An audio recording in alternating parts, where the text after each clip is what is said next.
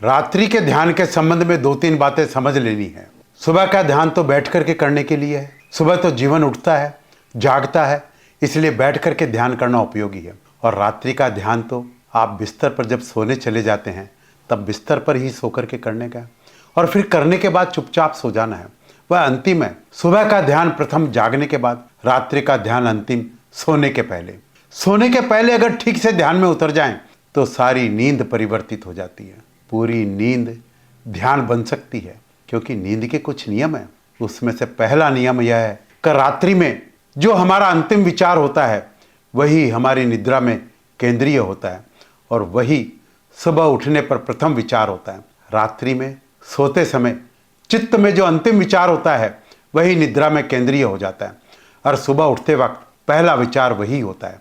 रात अगर आप क्रोध में सो गए तो रात भर आपके सपने, आपका चित्त क्रोध के आसपास मंडराता रहेगा, और सुबह जब आप उठेंगे तो आप पाएंगे कि आपका पहला भाव, आपका पहला विचार क्रोध में ही आपके सामने खड़ा होगा। रात भर हम संजोते हैं उसे जिसे हम रात लेकर के सो जाते हैं। रात अगर कुछ लेकर के ही सोना है तो ध्यान को लेकर के सो जाना चाहिए, ताकि रात पूरी नींद ध्यान के आसपास, उसी शांति के आसपास मंडराती रहे।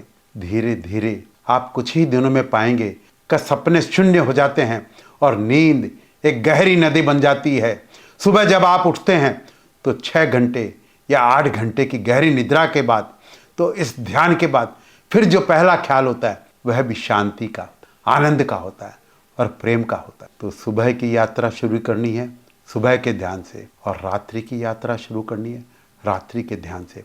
रात्रि का ध्यान बिस्तर पर लेट करके करने का है। लेट करके हमारे को 3 बातें ध्यान में लेनी है। पहली बात, शरीर को बिल्कुल शिथिल छोड़ देना है, जैसे बिल्कुल शरीर में कोई प्राण ही ना हो, इतना ढीला छोड़ देना है जैसे कोई प्राण नहीं है। और 3 मिनट तक मन में यह भाव करते रहना है कि मेरा शरीर शिथिल हो रहा है, शिथिल हो रहा है, शिथिल हो रहा है। जैसे जैसे मन भाव करेगा शरीर वैसा ही होता चला जाएगा। शरीर बिल्कुल सेवक है, हमारा अनुगामी है। हम जो भी भाव करते हैं शरीर वही करता है। अगर आप क्रोध से भरते हैं तो शरीर पत्थर उठा लेता है। अगर आप प्रेम से भरते हैं तो शरीर किसी को हृदय से लगा लेता है। आप जो चाहते हैं, जो होना चाहते हैं, जो करना चाहते हैं, मन में भीतर विचार उठता है और शरीर क्रिया में उसे परिवर्तित कर देता है। हम रोज देखते हैं चमत्कार घटते हुए कि भीतर विचार उठता है और शरीर इसे रूपांतरित कर देता है। हमने कभी शिथिल होने का विचार ही नहीं किया, अन्यथा शरीर बिल्कुल शिथिल हो जाता। शरीर तो इतना शिथिल हो जाता कि पता ही नहीं चलता कि शरीर है भी या नहीं है। थोड़े दिन आप प्रयोग करेंगे तो यह हो जाएगा। 3 मिनट तक यह सोचते रहना, यह भाव करते रहना, ताकि आपको ख्याल में आ जाए कि शरीर शिथिल हो रहा है। आप मन में यह भाव करते जाएंगे कि शरीर शिथिल हो रहा है, शरीर शिथिल हो रहा है, तो आपका शरीर शिथिल हो जाएगा। और शरीर के शिथिल होते ही आपकी सांसें शांत हो जाएगी। शांत होने का मतलब बंद नहीं, लेकिन धीमी धीमी, आहिस्ता और गहरी हो जाएगी। और फिर 3 मिनट तक यह भाव करना है कि मेरी श्वास भी शांत होती जा रही है, श्वास भी शिथिल होती जा रही है, और धीरे धीरे श्वास भी बिल्कुल शांत और सम हो जाएगी। जब श्वास शांत हो जाती है तो इन तीनों का संबंध है। जब शरीर शिथिल होगा तो श्वास अपने आप शांत होगी, और जब श्वास शांत होगी तो मन अपने आप शांत होगा। तो पहले हम शरीर की शिथिलता का भाव करेंगे, उससे श्वास शांत होगी, और फिर श्वास की शिथिलता का भाव करेंगे, उससे मन शांत होगा। तब आपका मन भी शांत और शून्य होता जाएगा। ये तीनों सुझावों के बाद जब आप बिल्कुल चुपचाप शांति में लेटे रहेंगे या सुबह के समय बैठे रहेंगे, कुत्ते की आवाज़ आएगी, कोई पक्षी चिल्लाएगा या और कोई आवाज़ आएगी, उसे चुपचाप सुनते रहना है।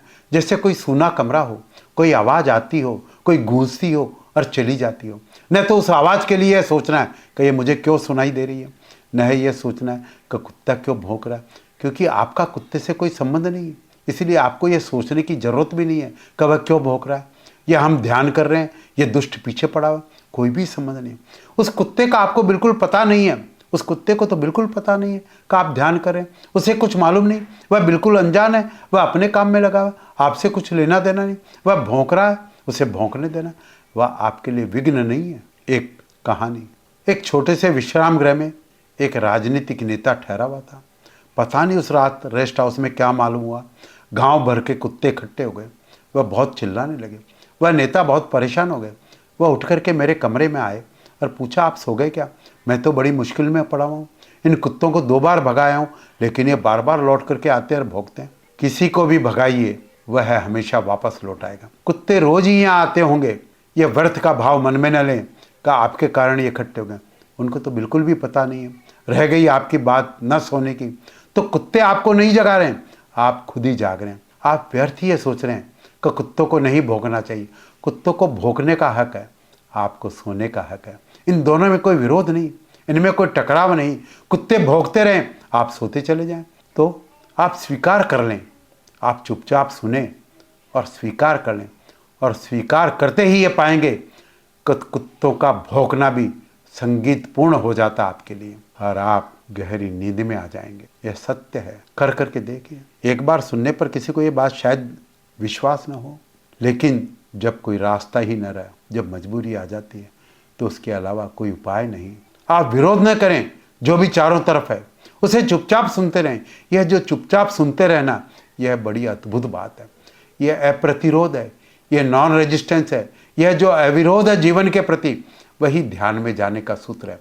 तो पहले हम शिथिल होंगे, फिर हम अविरोध के भाव में चुपचाप सुनते रहेंगे। यह प्रकाश बुझा देंगे। यह ख्याल भी नहीं रहेगा कि घर में और भी लोग हैं। कुत्तों को भूलना आसान है, परंतु पास पड़ोस में आदमियों को भूलना कठिन है।